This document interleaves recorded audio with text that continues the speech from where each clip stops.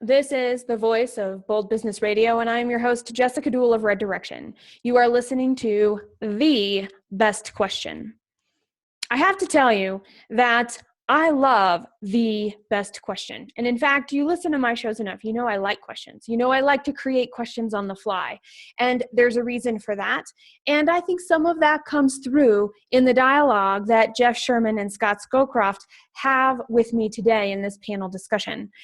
Whether we're thinking about what do we learn about, whether we're thinking about we have an intention without motives, and where are we trying to go, how do we find common ground? I mean, that's just the tip of the iceberg here, ladies and gentlemen. I want you to stay tuned because right after this, you are going to hear a fantastic conversation.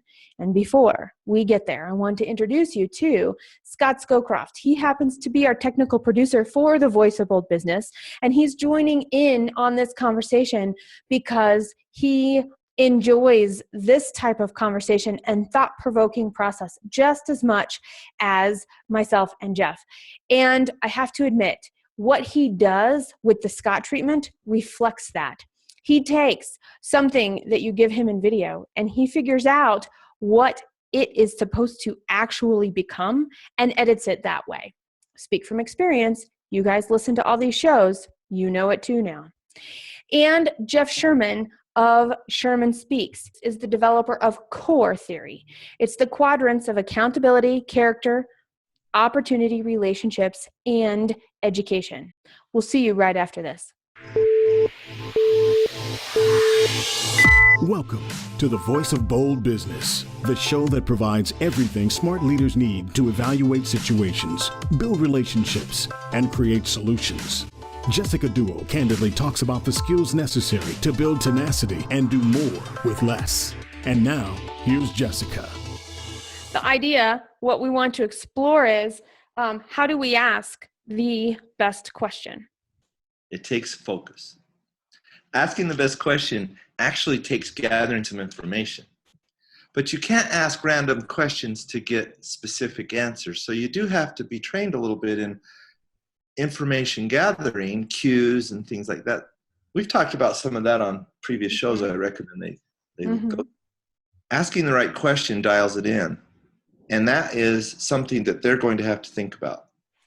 So if we're asking them questions, commonplace questions, common consulting questions, or common interview questions, we're going to get their prepared answers. But what we want when we ask a question is we want original thought.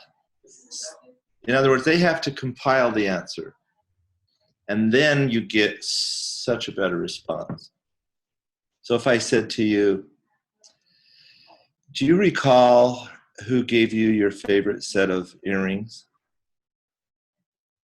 I do. Do you remember when you got them? I do. Would you explain why they gave them to you?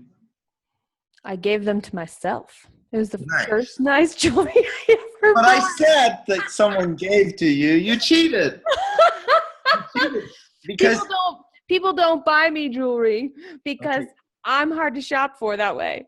Okay, but you see what I'm saying about the question? Yes. And you went to an answer that was more safe because it's going to take some initial thought, original thought, I call it, to where you're going to have to formulate the answer. But we are in a rush society, so we give out so many answers that are pre-programmed, and then we'll follow them up with statements to make them fit. Does that make sense? Rather than actually answering the question at hand. So how do we help people answer better? We ask questions that cannot be answered in yes or no. And we ask questions that are going to open up something they like about their views. We're not going to open up people to talk about things they don't like to talk about. Right. So how do we open up a business to talk about their pains? Right? They don't like to talk about their pains. They want to talk about what they're doing right. Exactly. So we can say, looking at your focus going forward, looking at my focus going forward. What are some of the opportunities for change that will amplify your success? Mm-hmm. Now I'm in the affirmative, and I'm not asking them to talk to me about what's wrong. I'm asking them to talk to me about their opportunities that are going to advance them. Yeah. Yep. Right? Mm-hmm. So wording, and then just being honest with what information we're trying to get. Mm-hmm. So remember I said, look, we're going to look at things that are going to take your company further and issues you've been dealing with before we do that. And then you can go right into your question about what will promote your company best going forward. And they're going to be talking about opportunities of change, but they just don't see it that way. So now they're going to come up with original thought, and they're going to not guard it. Mm-hmm. So the interview process is more about what do we do that helps them not guard their answer and not go to automatic answers. Yeah. Break the norm. I like it. Do you have a hashtag around that? What are your hashtags, Jeff? My hashtags are brave leadership. Mm-hmm. With both it's one word, but caps on brave and leadership. Okay, so brave leadership. Yeah. And then brave leaders. Uh-huh. And you guys, if you go to Brave Leadership, you're going to see all these posts that I love to make that are like spontaneous words of encouragement or little things that help you remember how awesome life is. Yeah. And then I just put my little S in the corner, and I don't really try to advertise with them. But those are them. Those are them. Okay. Awesome. Scott, how would you answer that question? How do we ask the best question? One of my favorite sayings ever is a question well asked is an answer half given. And that's actually a deeper statement than what it appears to be on the surface, because you can ask, and a lot of people ask a question not because they want to elicit an answer from you, but that you have something in mind that you want to manipulate them into answering in a particular way. Mm-hmm. So that's not a question well asked. No. A question well asked is one, as Jeff had inferred, that elicits perhaps or either a original thinking, so you're thinking out of the box, so you're learning something brand new, or it uncovers something that is otherwise hidden. Mm-hmm. And if, for example, a person has pain point, or there's something that they really should address, if you ask the question in just the right way, then you'll be able to bring that out so that you can, the two of you, look at the answer and then maybe come to some sort of resolution. But in order for that to happen, there's something deeper that has to be established first, and that is trust. If you don't have trust between the two of you, then that's a barrier to the answer being given.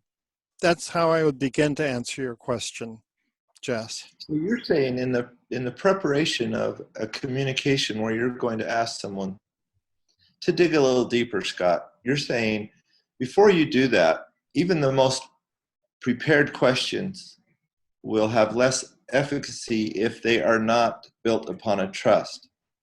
So maybe the best thing to do is to ask questions that open up vulnerabilities a little bit. We get more comfortable with the person, and they don't feel they're being interrogated. They feel like they're communicating openly about common issues or common causes, right? And that trust builds. You know, we say to people, build trust. But I wonder if they know how you actually do that. Right. That's very good. How do you do that? Well, I like to get them talking about themselves. Mm-hmm. That's somebody they trust. And if they talk about themselves, then generally they'll share cues that I can use for comfort zones. And then I talk a little bit about myself.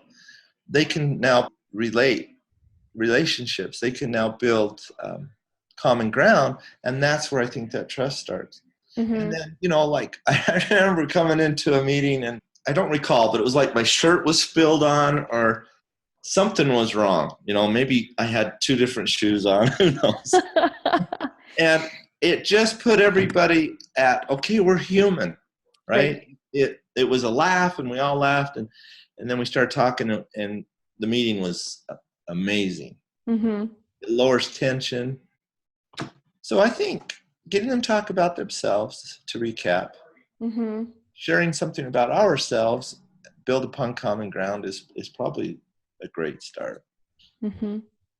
You ask a person a question about themselves, and what happens to their body language? They kind of say, Yes, greater, right. They sit up, and get those shoulders up. all that sort of stuff.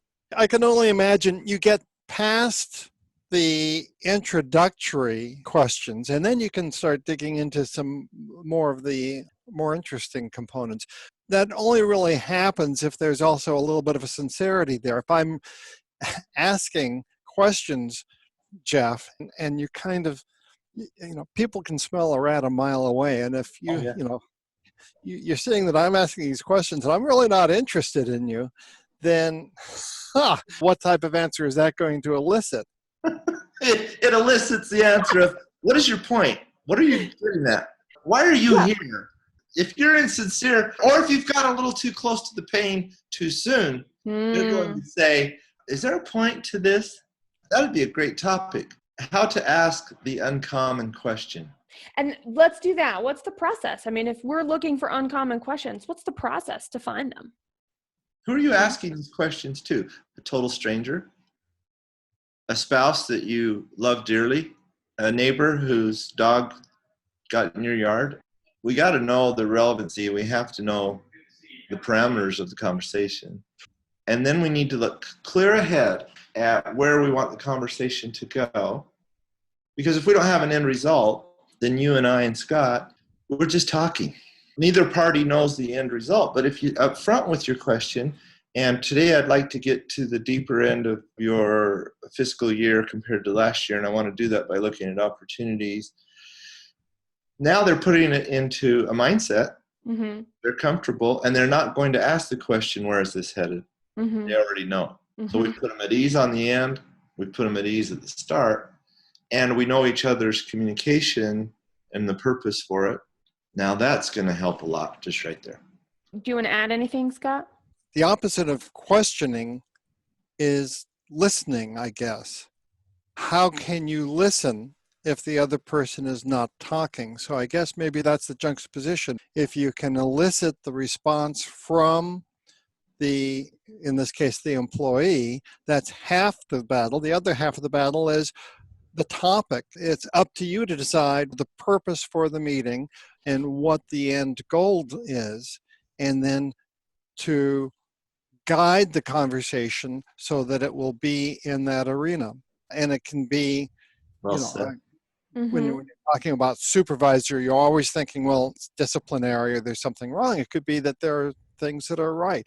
Employees have so many great things to contribute, and you can set the tone and the atmosphere to elicit their great ideas by listening to them through asking the right questions. That was so well said, and I'm glad you captivated that. Let me ask a follow-up question. See how that worked? Like it. Yes. Right? Let me ask a follow-up question, Scott, and it just totally put you at a position to be ready. Did you notice my body language? Yeah, you're like, oh, cool. I'm ready. So how do you know how to do that? Gosh, I guess it's just years of actually trying to think, what am I going to do to enter this conversation fairly and draw out what it is we're both aiming to do from this conversation. So I think it's my responsibility to show up and interact with you guys and be ready to answer your questions, because I understand why I'm here as much as you understand why you are here. Because then we get this idea of a place of, okay, we're going to know pretty quickly if we're not on the same page, if we have two different intentions, and then we can figure out how to close that and find some common ground. Or, I mean, what's the worst that could happen? You rescheduled a meeting, you find out you didn't need it in the first place, and you got an extra 30 minutes somewhere in your day. I mean, right? You said we begin to work together to take it where it needs to go. I think that is the mutual respect. You came prepared, we came prepared. Now, here's where we're headed with the conversation. Oh, we need to redirect. Let's redirect our thoughts. And to be vocal about expectation throughout the conversation. And if it goes a different route, we should be able to clearly state, this is really important information. It is different from where I was heading on my initial goal of this conversation. And we need to be able to pull it back in. But what if you came to a meeting and you didn't know what you were going to ask? And this happened to me recently. Showed up in a situation and what you expected to be happening was not what was happening, yet there was not enough knowledge of each other for me to actually speak up and go, what is going on here? It continued to spiral out of control. And I was like, okay, well, I guess I'm going to go with the flow here and we're going to just get done, because this person had an intention so different than mine that once I realized what was going on, it was easier to just get through than it was to try and redirect at that point. Think about your conflicting conversations, like when you had a disagreement. Let's say it probably escalated more than that. It's when you go in without uncommon ground, you state what you're going to state without letting the person know the end result. They have no idea the perspective you've taken prior to the meeting, and you jump in. We do it because it's been on our mind. Right. We're going into something someone else was thinking about, what fertilizer they're going to use on their grapes tonight when they get home. Okay, that's funny because I don't live around where you grow grapes. So I'm like, why would I fertilize the grapes I'm going to eat at the dinner table? But I said grapevines, didn't I? I hope so. No, you said, oh, if you did, I missed the vine part. I only heard grapes. That's did. hilarious. See, there's perfect. Right? This is a perfect example. Yeah. I like the humor here, though, Scott, do you think selfishness plays a part? Perhaps I want my communication to be what I want it to be about, and I'm going to leave it out, or something like that. Selfishness, I think, has to do with our communication. One of Jess's other guests on The Voice of Bold Business I heard was Tom Rhodes, and you reminded me that he once said that he goes into meetings without any questions in mind at all.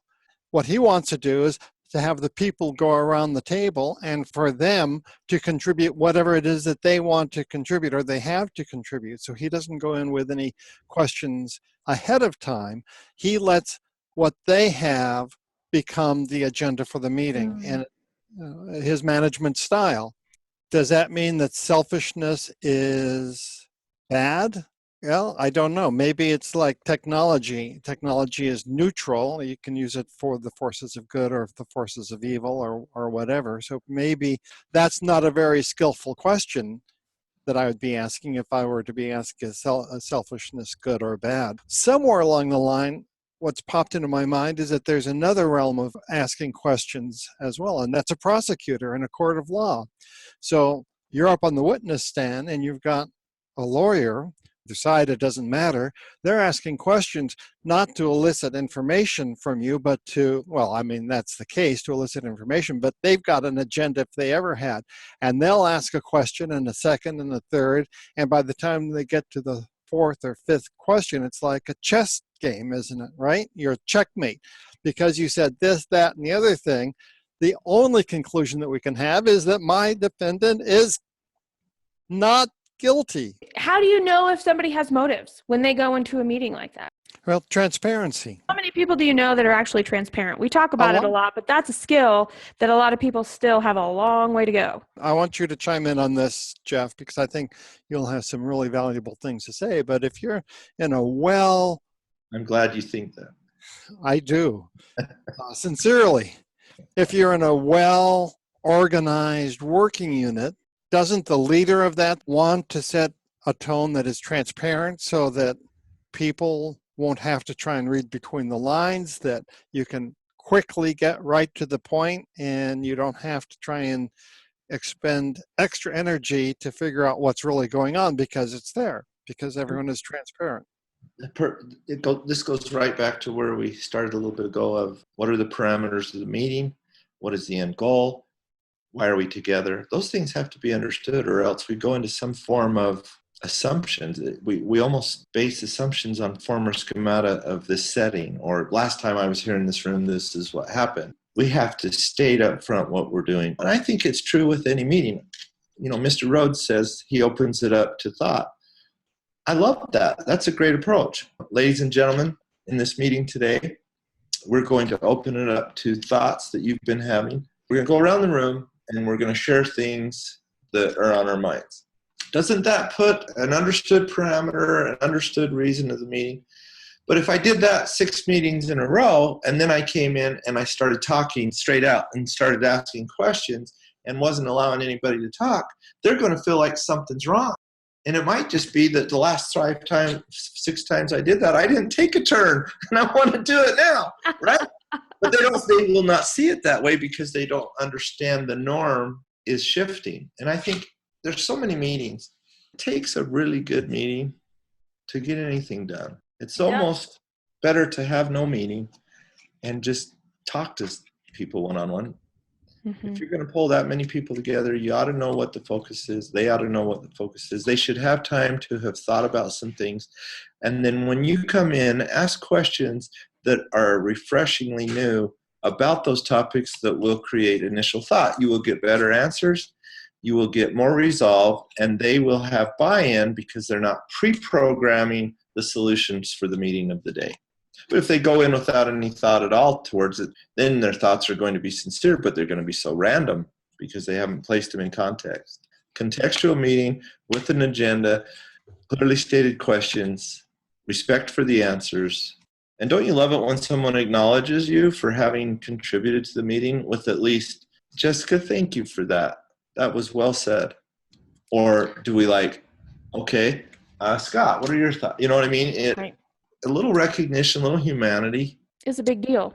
Now, what about people who have their paradigm set? They have their life experiences, they have their conditioning, and all of us do. We all have some kind of conditioning that we're working with. So thinking about conditioning, I would be curious, when that becomes known or felt or experienced in some way, what are the steps to start building that bridge? Not only should we speak to be understood, but we have to actionably make sure that we're not misunderstood. There's a big difference. Say it again. We should speak to be understood, yes, but we must also speak to never be misunderstood.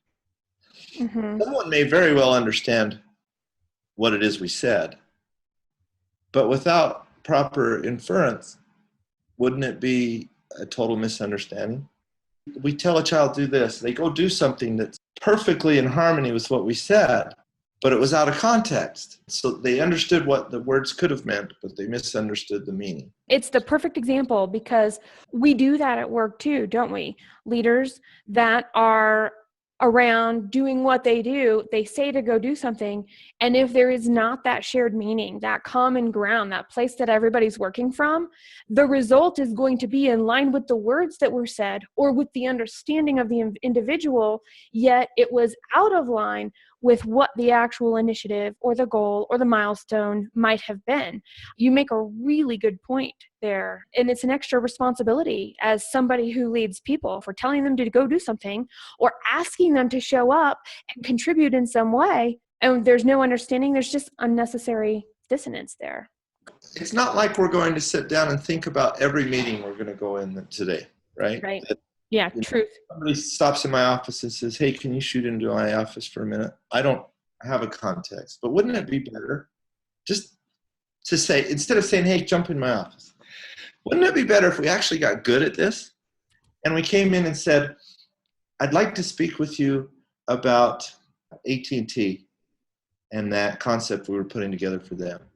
Will you have a few minutes shortly? Oh, absolutely. Now, not only am I finishing up whatever I was doing, I'm anticipating what the meeting's about. Am I not that much more prepared when I walk in that room? And is that not going to lower the dissonance, as you said, or create more clarity? Mm-hmm. But we don't. We shortcut because we really haven't gotten in the habit of seeking clarity on what comes out of our mouth. Shoot, I am guilty of that all day long. Because I have so much fun in life, I just assume everybody's in my head. I'm like, yeah, come join my party. And that is right. We should live spontaneity, though. Yeah, I know. So when somebody goes, what did you just say? Or can you reframe that another way? And I'm like, yeah, absolutely. And then I realized, nope, this person is sitting next to me. They're not a part of me. Got it. And we can keep going. And I'm glad I can laugh about it because I know some people would never admit this, let alone acknowledge that that could even be a possibility. And it's just good to know about ourselves. If I were to pick a skill on how to ask the best question, that's probably the skill I would pick. Just understanding what you were just talking about, the words I use. Communication is a skill, but I don't mean it in here's how we have a conversation and get to a common goal. It's, am I saying what I actually mean to say? From the context within which you've asked your question, it occurred to me that the most valuable skill is to have your act together in the first place. In other words, if you've got your act together on the inside and then you're able to bring it together into a well-formed question, then you'll be able to do that. If you've got confusion within yourself or confusion within your organization, then you cannot possibly manifest something that's together in the form of a question or a statement. I'm thinking back on the handful of people who've really impressed me in terms of meetings and so forth. And they're the ones who are able to just not say much during the meeting, but when they have a sentence, it's a simple declarative sentence or a great question, and it's obvious to everyone in the room that they're right, or that that's the direction that we should be going, or that they have hit the nail on the head. They haven't hit the tomato on the head. They've hit the nail on the grapes, right? Or the grape. Jeff? Spot on. How can we be something more to our guests if we can't provide it within ourselves? I must listen without bias when I ask a question, or I'm going to hear the answer I was wanting. I have to ask a question that is thought out and spoken with clarity, but even more importantly, without bias, I have to seek for an answer, and I need to listen without bias. Now that's a work of art. Mm-hmm. That's a lifetime pursuit. Wouldn't it be nice if each other on the sides of the table was listening to one another without bias? Yes. Can you just breathe that in? I know, got to breathe it in. You heard my brain explode. And you heard mine calm down.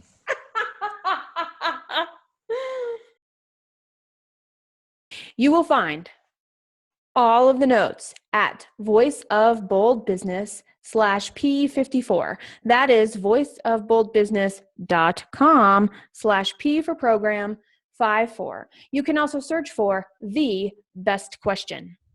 From building trust, from slowing down, from understanding what the process is, from recognizing your motives, all of these things come into play when we're talking about the best question. And we ended with 3 skills that if you choose one to practice, you will practice into better questions. So make sure now that you've listened to this program, rate it on your preferred listening platform and subscribe, because then you will automatically receive aired shows every Tuesday and Friday directly into your listening queue. So being a leader and what it means today really starts with us and our experiences and what we're learning along the way. We want you to share your story, your experience, to develop what a leader means and how that impacts our businesses every day. And we want to know from you, how do you ask the best question? Subscribe at thevoiceofboldbusiness.com and get more information, program notes, and past episodes. Bold leaders approach each situation and focus on action to achieve a higher level of leadership. Jessica Duell, your business advocate, is the host of the Voice of Bold Business Radio. Thank you for joining us.